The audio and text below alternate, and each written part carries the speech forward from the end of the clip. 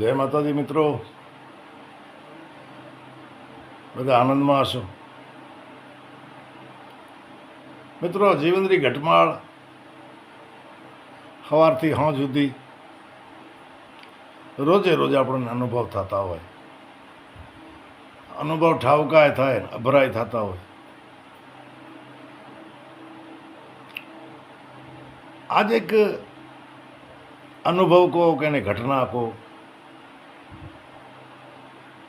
એવી બની, એવો એક દ્રશ્ય નજરે જોયો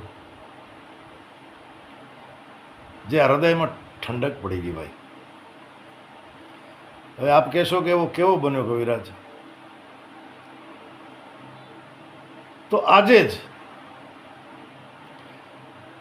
આજે મને 3 વાગે મારે ગામની બાજુમાં ગામ છે કૈયારીમાં 5-7 ઘર રબારીઓના છે. જો કે હવે તો બધા કેરા બળદિયા ઘણા નીકળી ગયા કચ્છમાં. કેરા બળદિયા, કારણ કે ઉનાળાનો સમય છે, ગાયોને ઘાસચારો ત્યાં દાતારો પરબતભાઈ પટેલ ને આવા બધા જે છે એ પૂરો કરતા હોય, અને માલધારી રબારી ઘણા બધા એ બાજુ નીકળી ગયા. પણ 2 ભાઈઓના ઘર અહીંયા રોકાલ છે. મેં ઘણા વિડીયોમાં કીધું છે કે એ લાલભાઈ રબારી એ દાનેશ્વરી છે. એ માલને ગાય માતાને ટેકાટેકી કરે, ચરોચાર આવે, ખાણ આવે, કોઈક બીજા દાતરો પણ આપે, એટલે ગાય માતાનો નિભાવ થતો હોય. પણ મિત્રો, નારાયણ સરોવર કોટેશ્વર જતાં રોડ માથે આ રબારી રહે,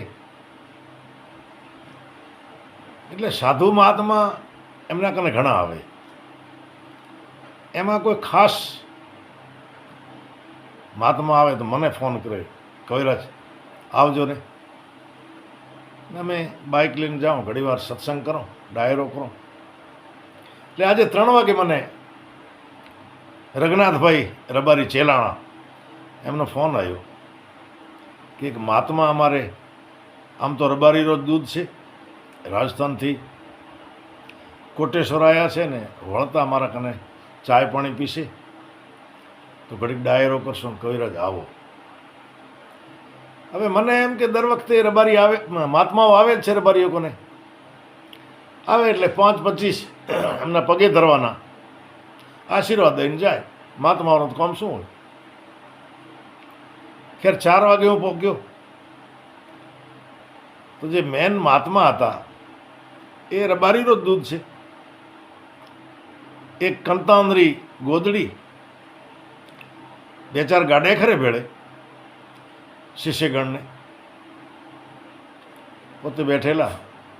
મેં પ્રણામ કર્યા, ચા પાણી પીધા, ઘણી બધી વાતો થઈ. મહાત્માએ કીધું કે આજ રાત્રિ રોકાણ તો મારે કેરાકોટ, જેને કેરા બળદિયા કહેવાય ગામ, બહુ સુખી સંપન્ન ગામ છે પટેલોનું. ત્યાં જે રબારી બેઠા છે એમના કને રાત્રિ રોકાણ છે મારો.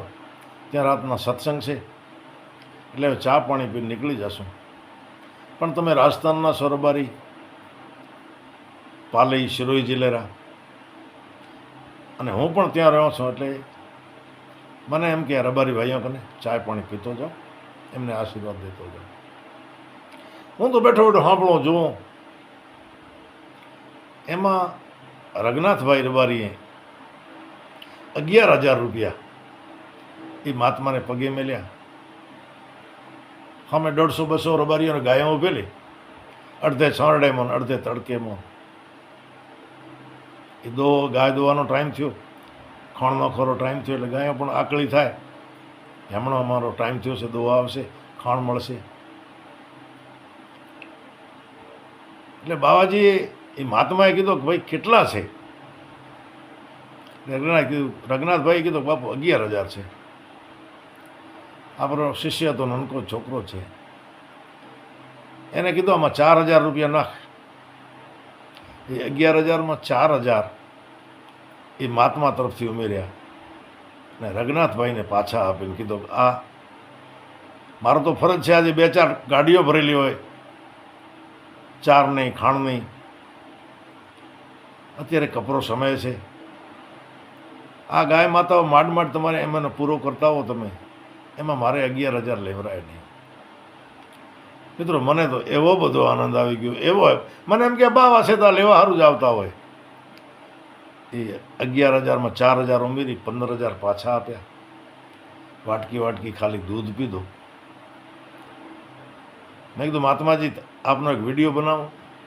મને કે ના કવિરાજ, એ વિડીયોવાળો હું બાવો નથી. હું તો વિડીયો તો કોઈ મોટા મહંતો હોય, મઠધારી હોય ના હોય. મારે તો રોટી ને લંગોટી 2 જોઈએ ભાઈ. મારે શું કરવા છે? સવારથી સાંજ સુધી માણસો સનાતન ધર્મ છે ને, શ્રદ્ધા અનુસાર પગે મૂકતા હોય. એ 2-4 દીમાં જે ભેળા થાય, મને લાગે કે આ જરૂર છે અહીંયા આપવાની, એટલે હું આપી દઉં છું. હું કોઈ બેલેન્સ રાખતો નથી. મારા વિડીયા બનાવવાના ના હોય. વિડીયા તો કોઈ મઠાધી હોય, મોટા મહંતો હોય એના હોય, બાકી ભગવાનના હોય. મારા વિડીયા બનાવવાના ન હોય. મિત્રો આ 65 વર્ષમાં ઘણાય બાવા જોયા મેં. અને અમે તો નારાયણ સરોવર રોડની બાજુ મારો ગામ, કંઈક મહાત્માઓને આવતા જતા જોતા હોય. પણ બધા ભેટ લેવા માટે ઘણા આવતા હોય. મિત્રો સામેથી 4,000, આમ તો રકમ નાની કહેવાય, પણ એ મહાત્માનો હુલિયોને જુઓ ને એ પ્રમાણે ઘણી મોટી કહેવાય. બાકી એમનો વિવેક, ગાય માતા પ્રત્યેનો પ્રેમ મને ઉડી નાખે વળગ્યો. મેં વિચાર કર્યો કે હવે આ મહાત્માને મારે કેવા ગણવા. ખરેખર મારી મને શબ્દો નથી કે મહાત્મા, કારણ કે દર વર્ષે 2-4 મહાત્મા તો આવે જ રબારીઓને, અને દર વખતે મારે જવારો થાય. પણ એ 5-25 હજાર લઈને જ જતા હોય. આ એક સાદો બાવો,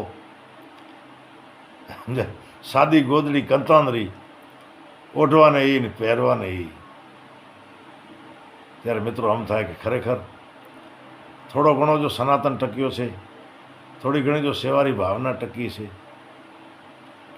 આવા મહાત્માઓ અને આવા માણસો થકી. બાકી તો બાવા કતાય આવે ભાઈ, ઝઘડા કરીને લઈ જતા હોય.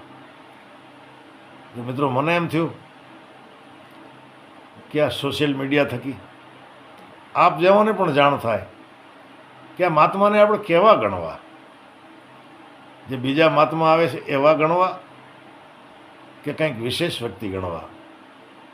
એમાં ભગવાનનો મને એમ લાગે છે કે ઈશ્વરને આપણે જે ગોતતા હો ને, ઈશ્વરનો અંશ કોકનામાં હોય, કોકનામાં વાસ હોય, એ આવા બાવામાં હોય. મિત્રો મેં તો નામ પૂછ્યું, બાપુ આપણું નામ તો કહો. મને કે કવિરાજ નામ તો ઉપરવાળાનો, ઈશ્વરનો, ભગવતીના નામ, અમારા નામ કેવા? આ તો માટીની દેહ છે, એના નામ ન હોય. મિત્રો 4:45 વાગે આસપાસ એ મહાત્માને હું અલગ પડ્યા. મેં એમને વંદન કર્યા, પ્રણામ કર્યા, મને આશીર્વાદ આપ્યા. મને એમ થયું કે આવા મહાત્માની વાત સોશિયલ મીડિયા થકી આપ સૌને પણ થાવી જોઈએ, એટલે વિડીયો બનાવ્યો છે. ફરીને મળીશું કોઈ બીજો મહાનુભાવ, કોઈ બીજા મહાત્મા સાથે, બીજા કોઈ વિશેષ વ્યક્તિ સાથે કોઈક વાતો કરશું. ત્યાં સુધી જય માતાજી, જય હો.